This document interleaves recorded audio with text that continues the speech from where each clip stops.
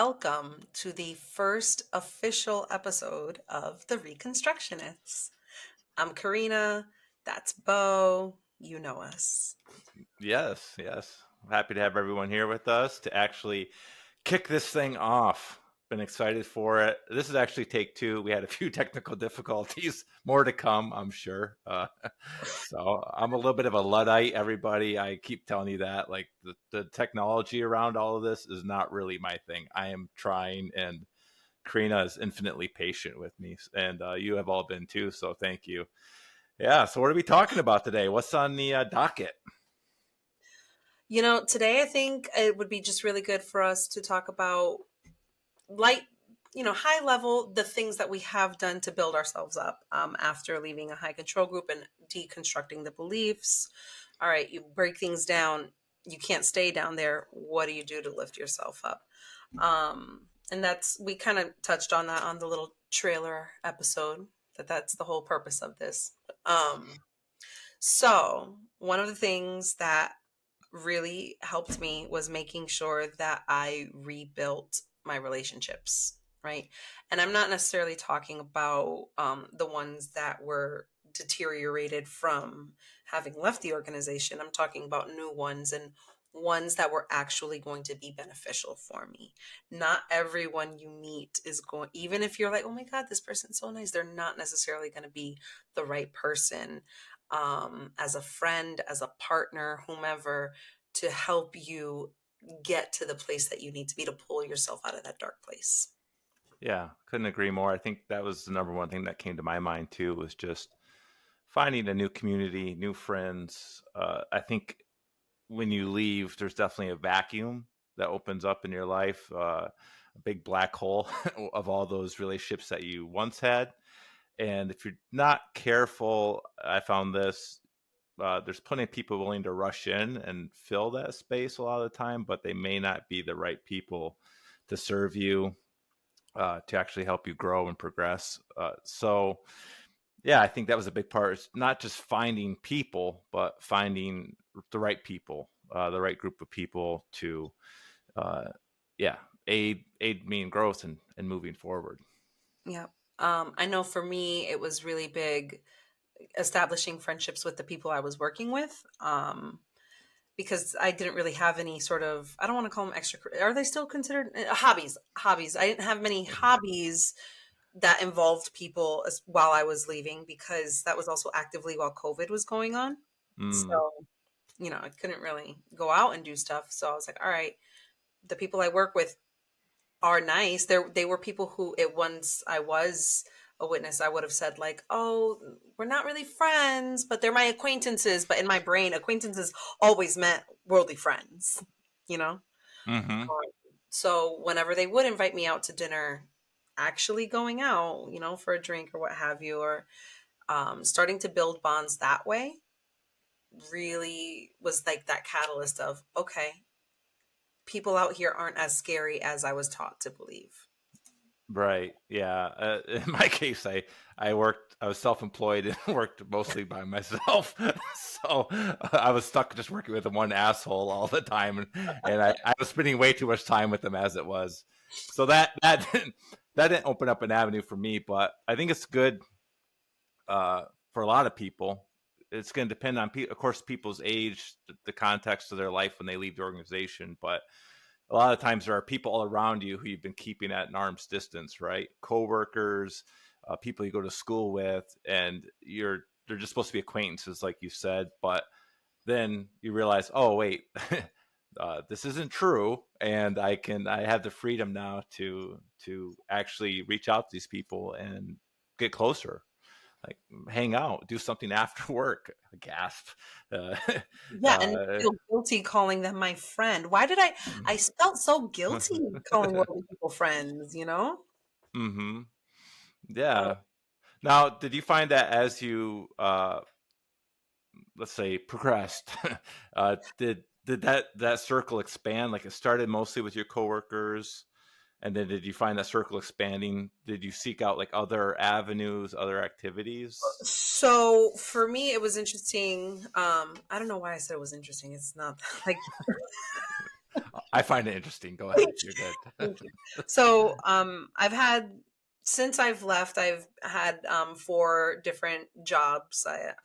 And each place, I just kind of kept adding to my circle and adding to my circle. And um, where I'm at now, I'm a little bit newer there still, so it's not, my relationships aren't quite established as the places before.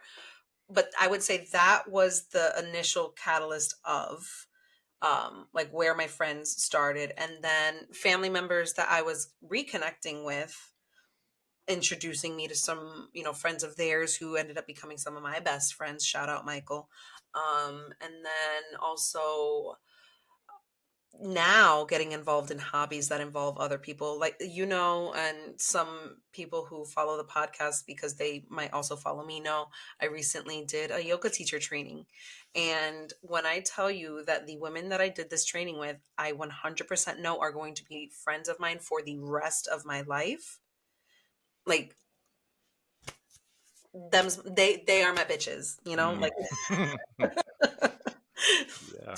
Leave the language or not, I'm sorry, oops. Yeah. But yeah, so yes, essentially it did start expanding. And at first, I was only comfortable making friends at work for whatever reason. And then as I started, joining in community activities, that's when I started getting other friends as well.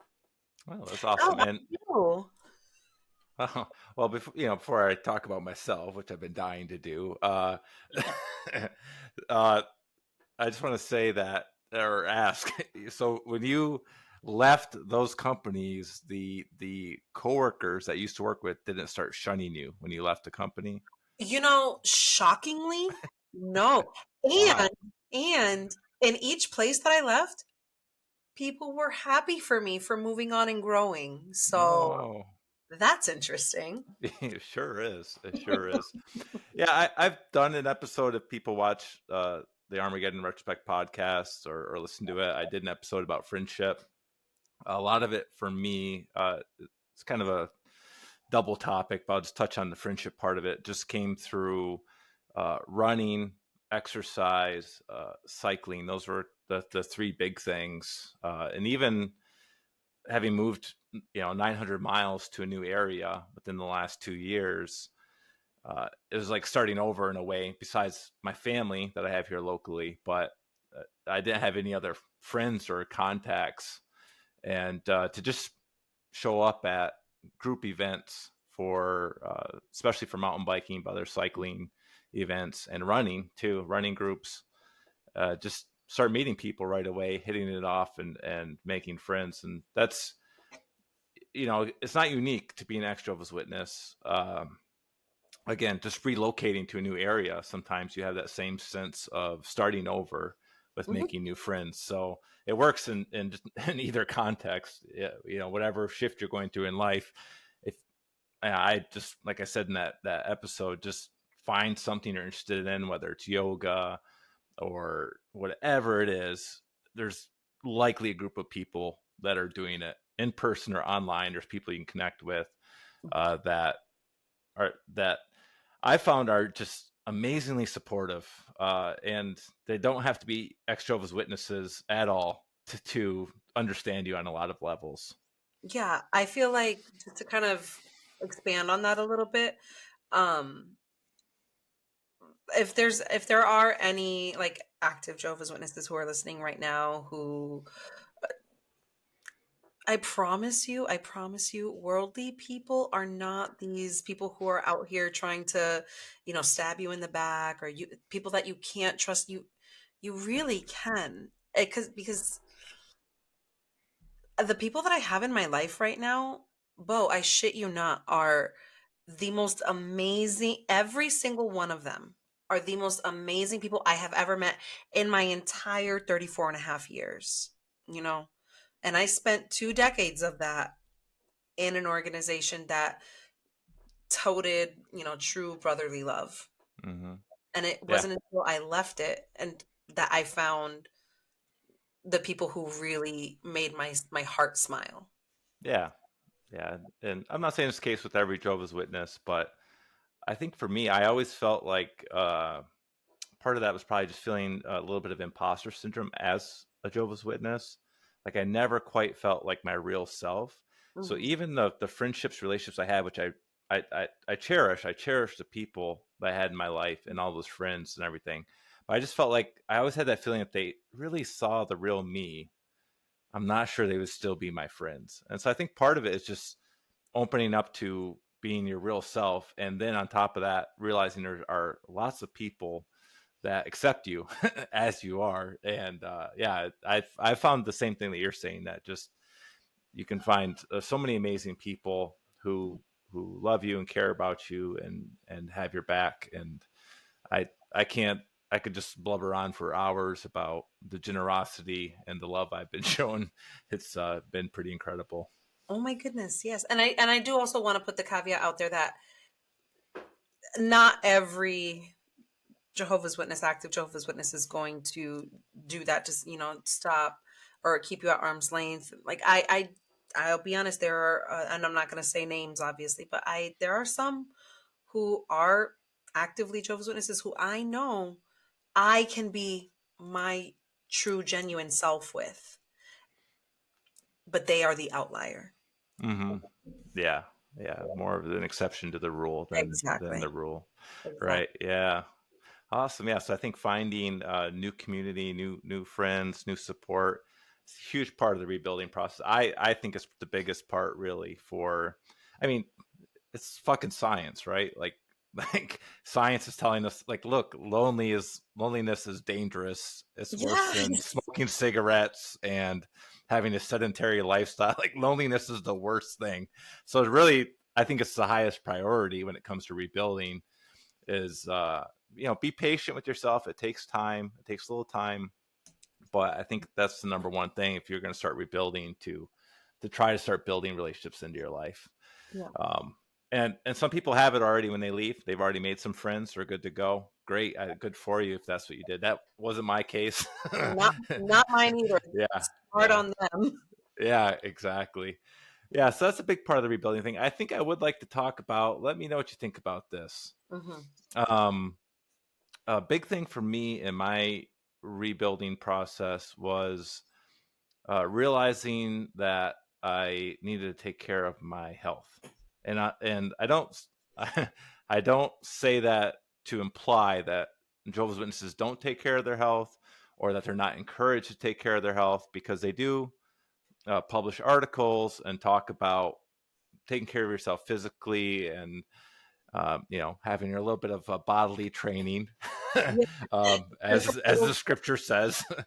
But for me, I think I've uh, through exercise and health, has helped me tremendously to process everything, and also to grow as a person. So I don't know if you want to. It looks like you had something to say about it. I'll let you go, and then I'll jump back in. So can I just say, like, my facial expressions will always be the thing that get me in trouble. Always, always, always. Yeah, yeah. Yeah, 100%. And it's interesting you said the thing about, they do publish articles, Mm-hmm. like, especially the Awake always had something every few months, like something health related, right? Mm-hmm. So I think that that's where they'll say that Jehovah created the body. We have to, honor it and care for it. That's where they'll say that that's the backing for it. But Mm-hmm.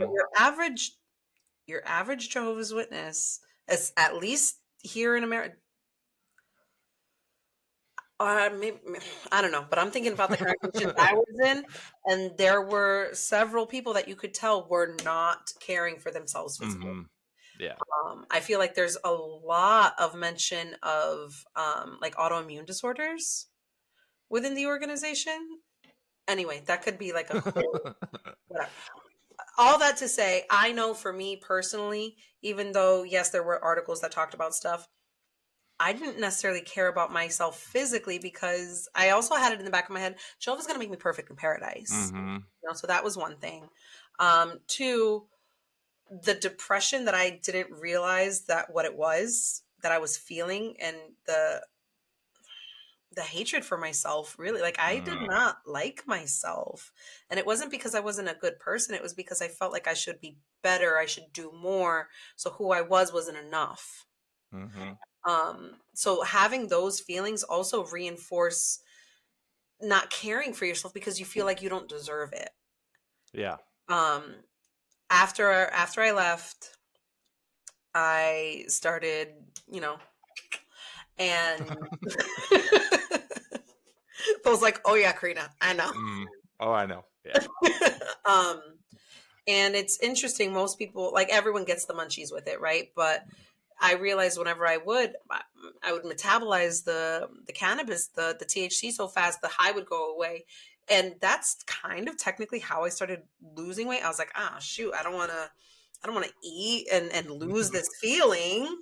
I want to keep feeling this, and then I realized, like, oh wow, I've lost some weight. Now let me try to do Mhm. this in a healthy way, and that's when I started going to the gym and started going to the gym, but also was getting like Reiki done and therapy at the same time. So all of that combined started like building my confidence. Mm. And then, yeah, it's almost like the weight loss really held on, like helped me process emotional trauma too. I don't know if that sounds crazy. I don't know if you can resonate with that, but even if you can't, if you can lie to me right now and be like, yeah, totally. Yeah, yeah, I resonate, yeah. Well, I think, there's definitely, again, you don't have to be a rocket scientist, or I hate that expression. I gotta stop saying that. Sorry, it's my age. This I don't know if anybody even says that anymore. Face You rate age over here. you don't have to be a registered dietitian or a personal trainer to Hollywood stars to know that there are mental benefits, right, to exercise along with physical benefits. So I've found personally, um, and geez, I'm not trying to brag here, anybody. Please You know understand. what? No, take pause, acknowledge your accomplishments, and celebrate them. Go. Okay, all right. But one thing that I started doing when I was waking up is ultra marathons. So trail running ultra marathons. And an amazing thing happened to me, and that is on the runs, I found myself processing thoughts and emotions.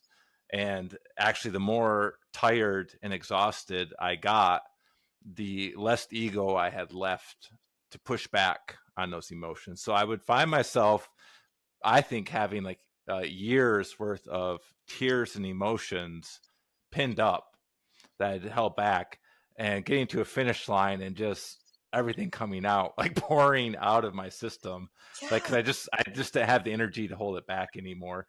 On top of that, it was just a feeling of accomplishing something that I thought was impossible for myself, and that actually, like those feelings and those events, uh, helped me so much just to realize that I could do difficult things, not just running, but also like that transferred into life. Like I can face something that's hard, something that's challenging, something that seems impossible, and I can just say fuck it and go for it. It's just like, one foot in front of the other. Here we go. And I mean, it literally, like, there's so many lessons from that I've taken into life. Like, just get to that next tree. Just get to that next 100 feet. Just get to this mark, and if I can get there, then I'll just set the next tree, just to keep yourself moving. And it's like, that's life a lot of the times, right? Like you it's like, I just got to make it to Friday. If I can make it to Friday, I'm good. You know what I mean? Like, I think it's like, it's a way of like chunking, right? Like chunking, Yes. making life into bite-sized chunks.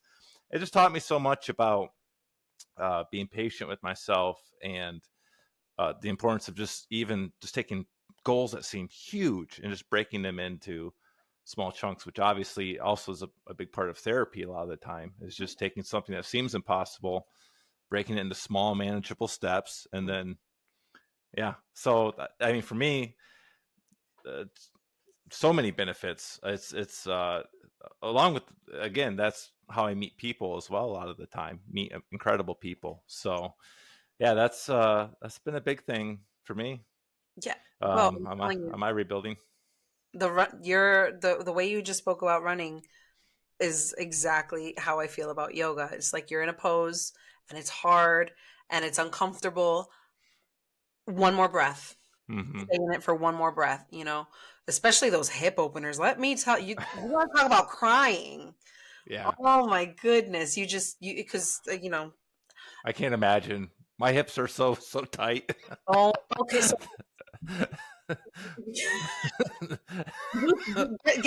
get some lizard lunges in, you know, you got There's those. a couple different ways to take what I just said, but I'm choosing to keep it safer over here. Okay. okay. Fair enough. um, but so last Saturday, I taught my first class as part of like my graduation ceremony. Congratulations. Thank you. And when they were in one of the more uncomfortable hip opening poses, you know, I was trying to be encouraging and I was just like, you guys, I promise you, you're not going to be in this pose forever. You have done way harder things than be in a lizard lunge, and you will continue to do harder things than be in a lizard lunge. Like you can do this, just one more breath. And then when they had them do it on the other side, I asked them to just like, so the next time you're doing something and it feels hard and it feels difficult and you're uncomfortable and you don't want to do it, think about right now. Think about being in this Mm, moment, being uncomfortable, not wanting to be here, but still breathing through it and making it through it. So, mm, um, and part of our actual like where they presented us our diplomas, they had us read from our original applications what we were expecting to gain out of this class. And the first, I wrote something, you know, pretty standard at first, you know, to deepen my appreciation for the practice. And then I wrote, and to show myself that I can do hard things. mm. So it does, it is, you know, that physical aspect of it where you know, but it does resonate into life, like you said. Yeah, yeah. And I've done yoga I think twice in my life, and I literally sweat so much. I don't know if anybody sweat as much as me. I has Was it such a flop. was it hot yoga or regular? It was like regular. I think there was air conditioning going even, and I had such a flop sweat going. I'm like, there's no way. Like if any demon tries coming in, it's just gonna immediately get sweat right out. Like there's no way it's gonna stick around at all. You Yeah, a it's lot and I harder than people think. yeah, and I've had a desire to try it again. Maybe at some point I'll get myself in, and I just like wearing the pants around the house. So I don't know if Wait, the sorry. flowy like harem one or the nice tight yoga pants with the The flared. tight ones. I like the ones that accentuate my buttocks. Can I say that on the air? All right. I apologize, everyone. I digress. I digress. Uh, Buttocks. here's something I think that kind of goes along with that. How about education? And I'm not talking necessarily about like it doesn't even have to be formal education, but what about like uh, gaining knowledge and skills as part of your rebuilding process? Has that played a role for you at all? Um, yes, and so I think for me, I do put too much like mental emphasis on the fact that I don't have a formal education. Mm, It's actually one of the things that I'm very self conscious about. You know, I work in human resources. I'm good at it. I enjoy it. But in the back of my own mind, I'm still working through not feeling like I'm good enough. mm, Um, so my focus with that is right now more towards the formal education part of it, but kind of trying to break down, you know, I wasn't given a real opportunity to, you know, do that. But I still ended up here, which means that I have a natural knack for it. So that's the stuff that I'm trying to focus on. mm-hmm, But when it comes to education on like in general and just absorbing information, I love to read. I love to learn. I give me something to learn. Please show me something. mm-hmm, So I noticed that for me, I started reading more books again, but not just like the fiction, but actual things that would benefit me. mm-hmm, In so you know things on cognitive behavior therapy, things on the it didn't start with you, which is a book on generational trauma. mm, Amazing book. I started reading The Body Keeps the Score, which is all about, you know, storing trauma in your body. So when it came to educating myself in that way. Yep, 100%. And then I feel like that also helped me attract similar minded people. Yeah, definitely. I'm saying for me, I don't have a formal education. So no, Do no. you do you kind of struggle with Oh, that a little oh bit? yeah, yeah. Okay. Especially, I mean, especially for me, like if you're single and you go on a date, like I think it's especially like, if you go out with somebody with 2 master's degrees, I'm just kind of sitting there like, I'm Yeah, like, yeah, people I don't know. our age are like so freaking accomplished when it comes to that. And I'm just like, I have a homeschooled high school diploma. Yeah, mine is literally printed on the back of a napkin, like my homeschool diploma. It couldn't be any cheaper. Yeah, so it has like a gold star sticker on it. Right, like you did it, a little teddy bear at the bottom. There's a couple of spelling errors on it from the people Yeah, that printed it. yeah, oh my god. It's But bad, but yes, go on. it's been interesting. Before I moved to this area, especially in the last area I lived in, I worked with people that were software engineer, or not worked with, but hung out with people that were software engineers, and they had titles like chief scientist and vice president of this corporation, and all fantastically well to do and educated. And but I also, yes, I feel self-conscious, but I also realize that they're smart in that area a lot of the time. And it doesn't necessarily mean that they're highly intelligent in every aspect of life. And then I realized the same about myself, is that maybe, and I don't know, I just tell myself this to feel better, I guess. But like maybe there's areas of life that I'm intelligent in. I know I'm capable of running a business or doing the marketing, and those are things I've done. Window cleaning, in case you're wondering. So Stop. yeah, it was, go on. Stereotypical. But still, it's a skill set, It running a is. No, company, it is. marketing, It is. I just making a that's website. you were such a witness stereotype. Oh my god. Oh, I am in every way. Yeah. So, yeah, I just realized, and then books. Yeah, books have just been. I had just a voracious appetite for books and knowledge when I left, and I feel like even if you don't have a degree, but you have that desire and that urge, I feel like that says a lot. Because, and I'm not trying to shit on anybody's college degree here by any means, or their No. education. I'm envious of you. That's why I'm saying what I'm saying. But it, it, you could just. I'm not saying that, I don't know if this happens or not, but I feel like you could get your degree or get your career, and then you kind of lose that drive to learn, or keep expanding yourself or growing. So I think that desire and that drive in of itself is huge for growth. Like, I just find that I want to keep reading more and more, and sometimes I read things I don't understand and I go back and reread them. But like, I try not to give up, like I'm in there, like. So I feel like there's something to be said for that, the mindset you have, as well. Like, you have that desire to read, and maybe, yeah, someday get more formal education. Even that's great too. But there's that's definitely been huge for me. Yeah, reading books on whether it's psychology or philosophy or science, anything. You know, it's helped me. So many of those books, even fiction, have helped me tremendously in my journey and rebuilding. And just, I think there's a whole. I've said it before. There's just a whole world of knowledge that is mostly closed off to you if you're a witness.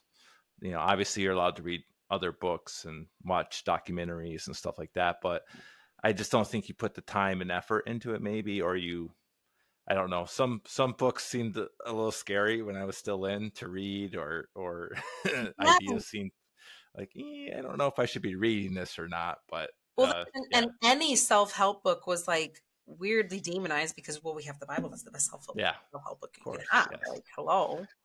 yes, yeah, But like, no, these other books are written by, people who have studied this and have actual good things to take from it, not yeah, from just like a bunch of people who tell you not to even go to college. Like, Yeah. Make it make sense.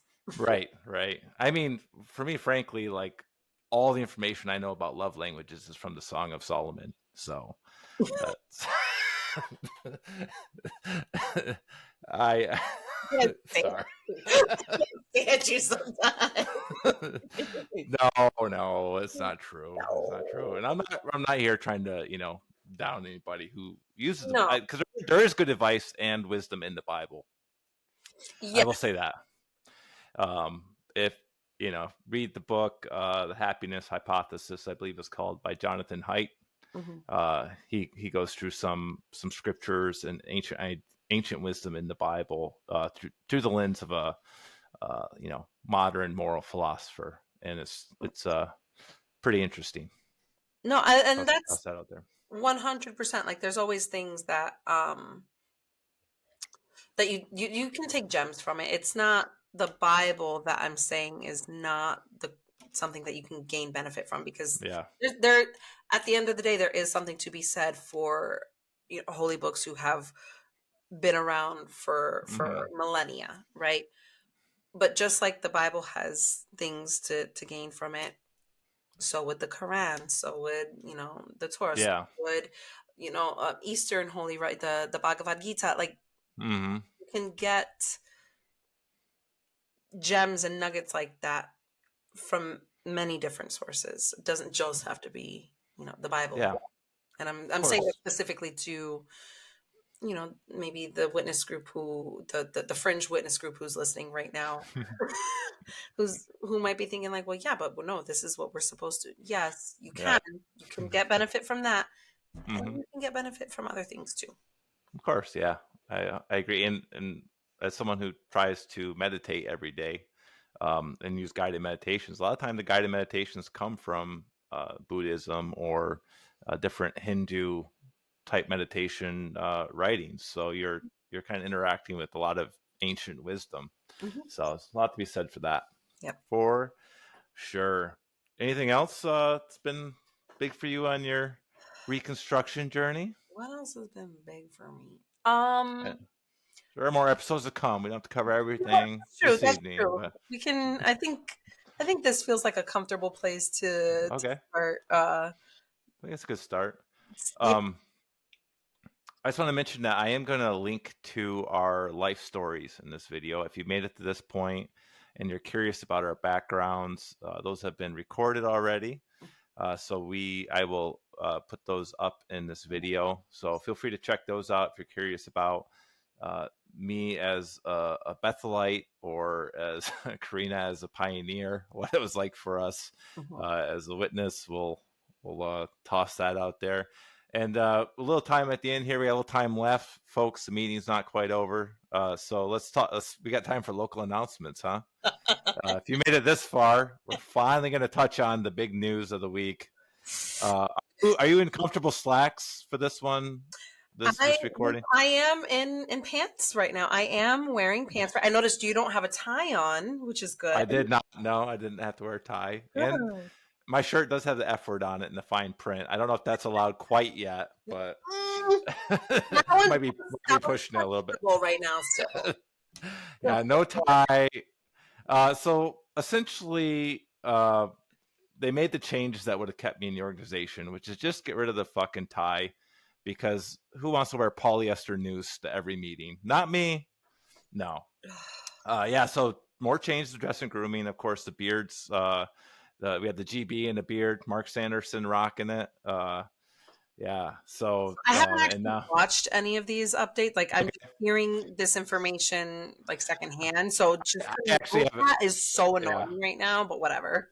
I've just seen little clips. I won't go and watch the whole thing. And I just Oh, listen to okay. people's read people's commentary. So who knows if I have it all right or not? But yeah, I, I think Let's just touch on this real quick. Yep. They had the. This is why Anthony Morris had to get the axe, right? Because he's kind of that old school. So they've kind of. I feel like they've been setting up for this for a while, with kind of getting rid of trying to get rid of like old circuit overseers and district overseers. Like we're gonna retire the old guys. Like Right. we'll bring in some younger blood. They're recognized. Oh, it's a new generation. Yeah, Does that mean that the appoint, generation of 1914 is finally gone? Like, yeah, uh, appoint younger elders. Appoint younger elders. Bring in some younger governing body members. Um, Obviously, there's as far as the disfellowshipping thing, there's some legal stuff going on in the background with that. okay. Um, Can I yeah, well, please. someone who is actively a Jehovah's Witness asked me if I heard about the updates, and I said, Mm-hmm. I mean, I know. It's like I know that you don't have to count your time anymore, and the Oh, beards. I forgot about that one. Yeah. Yeah, and then that's when they told me that women can wear pants now, Mm-hmm. and men don't have to wear ties, and that there's more changes coming. And I and Yeah. and I said I'm curious as to what some of these other changes were. And that's when they drop the bomb about the disfellowshipping thing. And me being in this place where I am no longer holding back my, my truth. I Mm-hmm. I told them, I was like, "Oh, you know what? I think it's kind of funny that they literally just lost a case against Norway about shunning, like, what, 2 weeks ago, and now this mm-hmm. happened." And but the person did say, like, "Oh yeah, that might be what's behind it." But then after that, like, they Mm-hmm. did not continue the conversation. I am, but I'm glad I said it, because your average Jehovah's Witness has no idea about what happened with Norway. So at Yeah. least there, I'm just like, hey, there's more to this than you think. Yeah. And I'm sure part of it too is Jeffrey Winder, one of the new governing body members, who I know knew quite well personally, had used to hang out with him at Wallkill and have Oh dinner and wow. whatnot with them. I don't like to brag. No, why did I get like Oh, wow. those You got the excited. governing body member? Oh, yeah. Anyways, yeah. So, but he was sent to Australia uh, during the whole Royal Commission business, Oh, and then came back, and then a little later, governing body brought him in. Um, so I even think the stuff with like minors and minors getting disfellowship, uh, that could have been part Norway, but maybe part of the pressure they were sure. receiving in Australia too.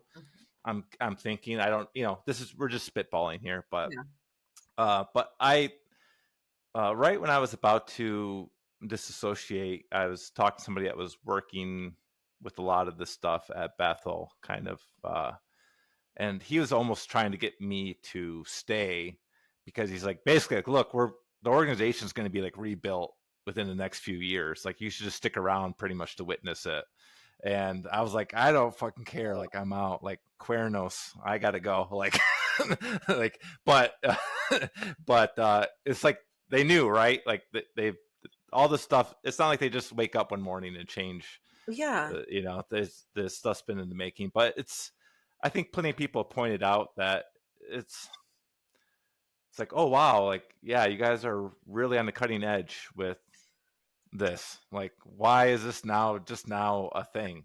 Uh, and you That's the just see, thing that makes me sad. That's the thing that really makes me sad. mm-hmm, Like, these are things that uh, you're right. You're the witnesses who are saying, well, these things weren't, they're just showing they weren't big deals. Exactly. Why is it that now it's not a big deal, but 5 years ago, if you would have done any of these things, you would have been viewed as bad association. There might yeah, have been marking talks against you. You would have been trying yep, to cause divisions in the congregation by saying things like, why is it bad to have a beard? That was literally something that would cause division. Like, and, men couldn't have privileges of being elders, mm, servants, passing microphones, yeah, working yeah. sound systems. If a man willingly had a beard Sorry. because there was no scriptural basis against it, Mm-hmm.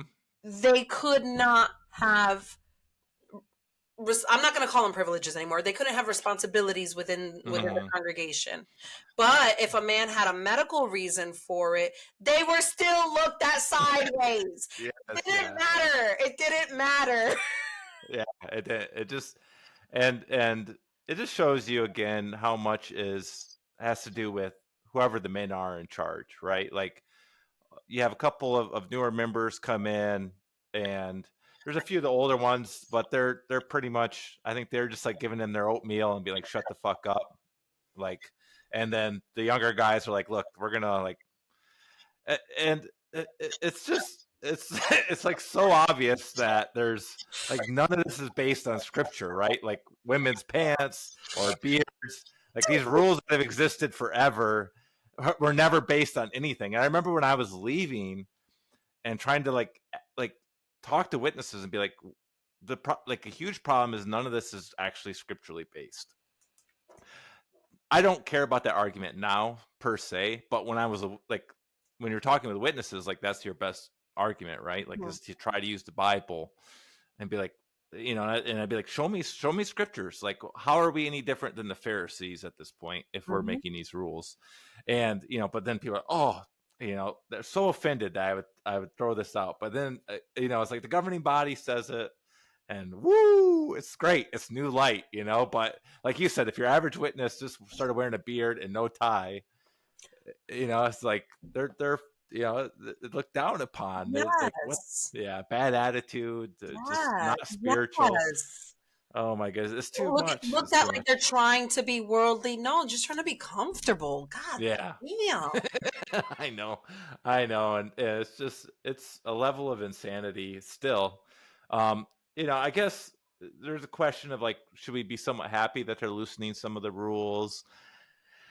Uh, Honestly, I'm gonna say no because all that does is keep complacency with the more yeah, the seedy underbelly. Like, yeah, yeah, that's yeah, fine. This is just a distraction, guys. Like, where is all your money going? Please yeah, follow the money and see yeah, where it yeah. goes. Like, that's where the real issues lie.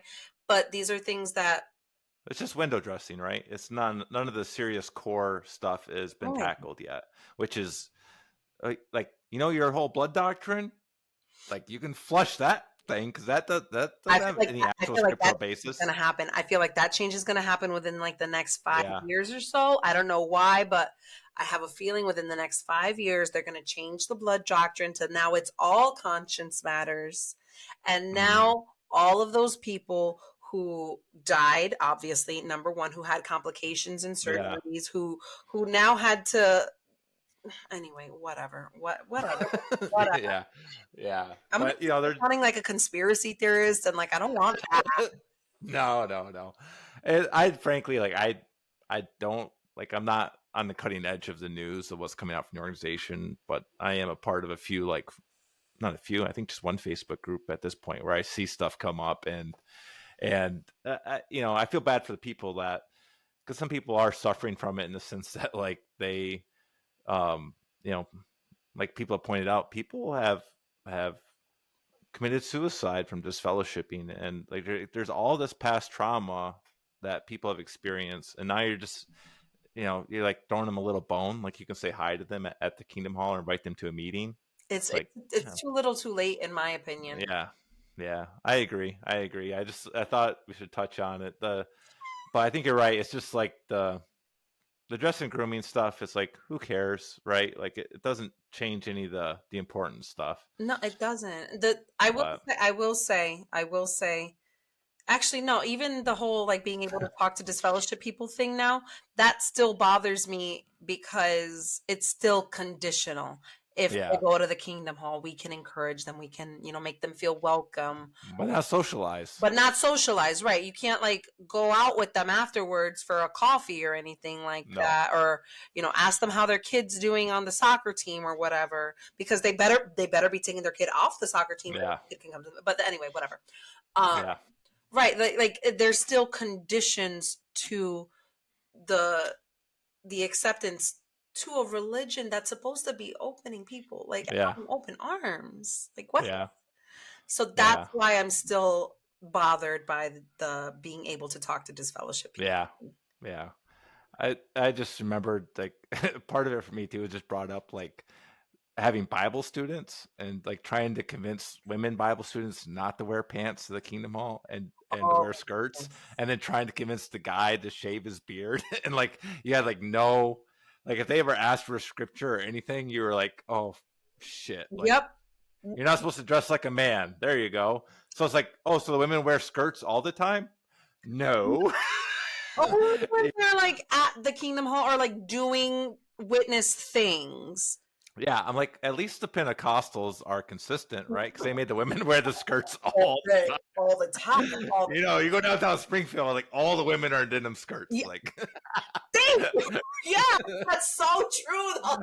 So true. like, well, at least it's logically consistent. Whereas it's like witness women, well, now they can wear pants everywhere, but before it's like, well, they can wear jeans and wear pants, but they're not dressed like a men in those circumstances. But if they wear that to the Kingdom Hall, then that scripture applies. You just unlocked a memory for me, by the way, when I was like 11 or 12, going out in service in a jean skirt, and Oh, the pioneer sister that I was with, who, by the way, is like anointed now, apparently. yeah, Um, that's the end thing. and Up to everyone too. They're gonna pull the they're gonna have to pull the ripcord on that and let everybody just fucking drink the wine. all y'all eat and drink. But anyway, actually, I have a point on that later. Um, she like chastised me and said Yeah, like, "Oh, you look like you're Pentecostal, and we don't want to be confused with them." I'm like, yeah. "But I'm still in a skirt. Like, you wanted me to wear a skirt? I'm in a skirt. What's the Did problem?" you hit her back with some tongues or? Oh my goodness. Oh shoot, what did I just say that we were going to circle back to? Oh boy. It was going to be good too. It was also going to be good. It was about being anointed and like just letting Yeah. everything Okay. Yeah. pretty much. I don't know. When was the last memorial you went to? Since it's memorial season. That was spring of COVID had just. So was that 21?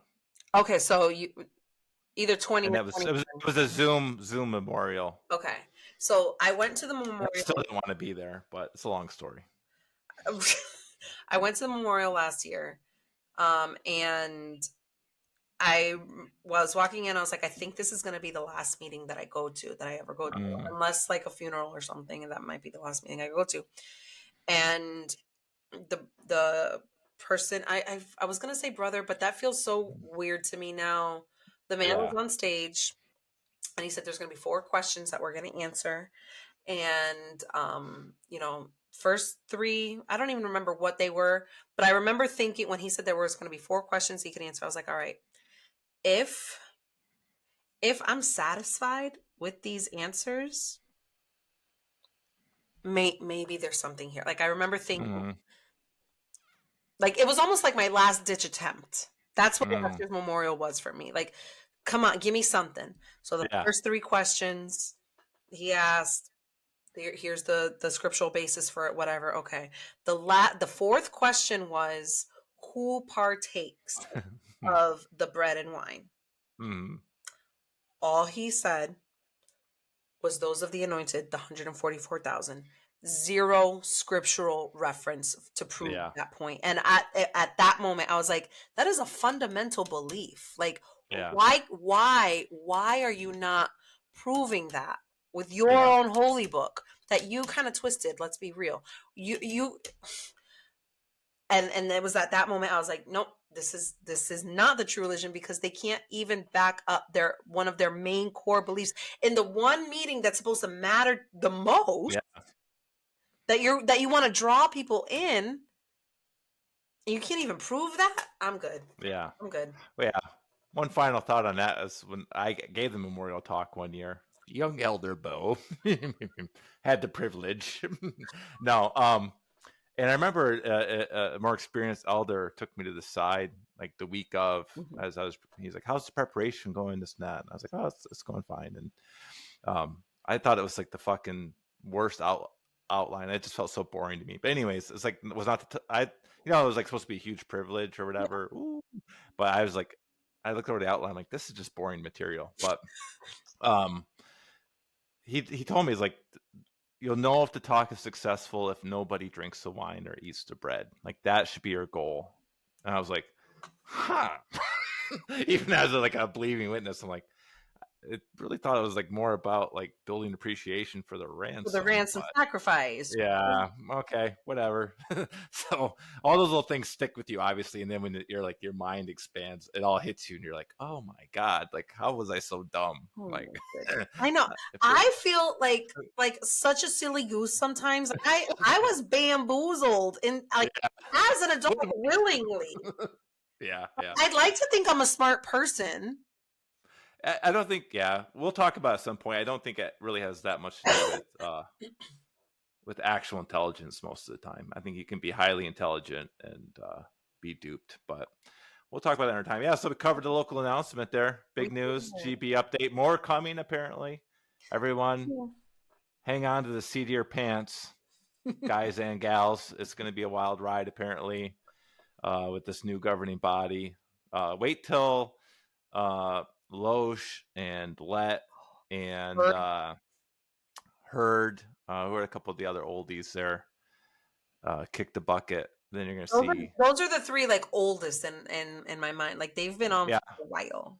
there's probably going to be a bunch of like 30, late 30s, mid 40s governing body members coming in. They're like in their 50s now, those newer guys, right? Yeah, 50s are getting younger. So, and a bunch of people I I don't knew at understand that. Bethel have started partaking, like the younger guys that are kind of like around my age have started partaking, and they're just it's gonna be interesting to see. I mean, I was there with the old, when I was at Bethel, it was the old governing body. Mhm. You know, Right. So like at that was, that point, if you did partake, like this is like what, 15 years ago, you yeah, were seen as like like a loon if you were yeah, in your mid 40s, early 50s and decided suddenly like let's yeah. go. Yeah, there's people used to just like gossip around. Hey, did you hear so and so started him? He's so young, man. You know, and it's like, yeah, it was like a scandal had happened. You know, Yes. oh, maybe the guy's a fucking lush. I don't know what the deal is. You Shut know, the fuck up. just wanted a free glass of wine. He's a Bethelite after all. Throw him a bone. Jesus Christ, you get like $100 a month. You don't have money for wine, Oh so my, you gotta that's like, that's such a good point. Like you only get so much money. yeah. But we still like we basically spent it all on booze, so that's not necessarily true. All right. All right. Yeah, so that's it. We're good housekeeping for today. We're good. All right. And yeah, so we'll have some new episodes coming out soon, some different topics. We have, I don't know if I have anything to share right now. I am I'll be talking with you about it, Karina. This will be news to you too, but Okay. like I I'm am working on a couple of in studio guests. So hopefully we'll be able to bring them in, mic them up, put them on camera, and then we'll have a, I was gonna say threesome, but little potty threesome, little podcast threesome. So yeah. So I I don't can't know. fucking stand. I couldn't come up with any other word for it. I gotta check my watching habits, my viewing habits or something. Apparently, Yeah. you're What's the, people. We are all learning a lot about Bo right now. I'm an open book, folks. Just ask. Yeah, thanks everybody for watching and listening. Thank you. Bye. Bye.